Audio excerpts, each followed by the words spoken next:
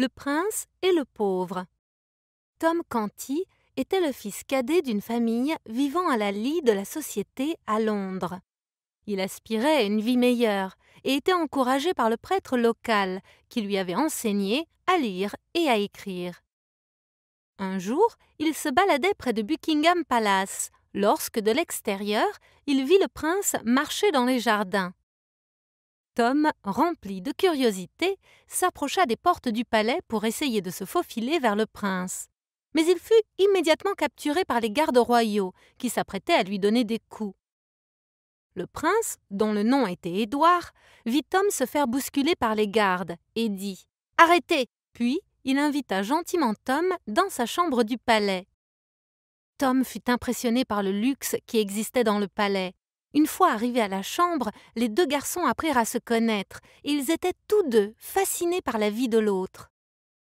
Édouard et Tom avaient tous deux des visages très similaires et ils étaient tellement curieux qu'ils décidèrent d'échanger leurs vêtements et de modifier temporairement leur vie. Édouard partit en hâte afin d'éviter d'être attrapé et se dirigea directement à la maison de Tom, qui deviendrait bientôt la sienne.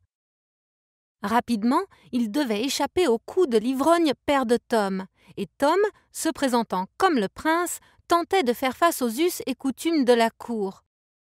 Certains membres du personnel du palais pensaient que le prince était malade, ce qui lui causait de perdre la mémoire, et craignaient qu'il ne devienne fou. Mais, quand on lui demandait son opinion, Tom, puisqu'il était un garçon brillant, donnait des observations justes et pertinentes, ce qui rassurait les gens sur sa santé mentale.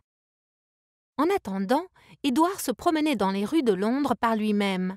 Il y rencontra Miles Hendon, un soldat noble revenant de la guerre, qui demanda à Édouard « Que faites-vous ici par vous-même, mon garçon ?»« Bonjour, monsieur, » répondit Édouard. « Je suis en fait un prince, en train de voir le monde du point de vue d'un pauvre. » Miles se mit à rire, de plus en plus fort, pensant que c'était une blague. « Ah, j'avais besoin de ce rire, mon garçon, » dit Miles. « Merci. » Au bout de quelques jours, Édouard se retrouva entouré par un groupe de garçons qui tentèrent de le voler. Heureusement, Miles Hendon vit tout et vint à son aide. « Éloignez-vous de ce garçon si vous ne voulez pas vous blesser, » dit-il. Les garçons s'enfuirent et ne dérangèrent plus Édouard maintenant que Miles était son protecteur.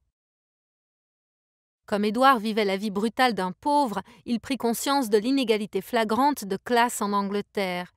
Il vit la nature rude, punitive du système judiciaire anglais pour les pauvres, où les gens étaient condamnés sur preuves douteuses, et jura de régner avec miséricorde lorsqu'il retrouverait sa place. Pendant ce temps, la nouvelle de la mort du roi Henri VIII se propagea, et Édouard était maintenant le roi. Bien que triste de la mort de son père, Édouard décida d'être courageux et se dirigea vers le palais. Dans le palais, la cérémonie de couronnement avait lieu et Tom était sur le point d'être proclamé roi Édouard VI.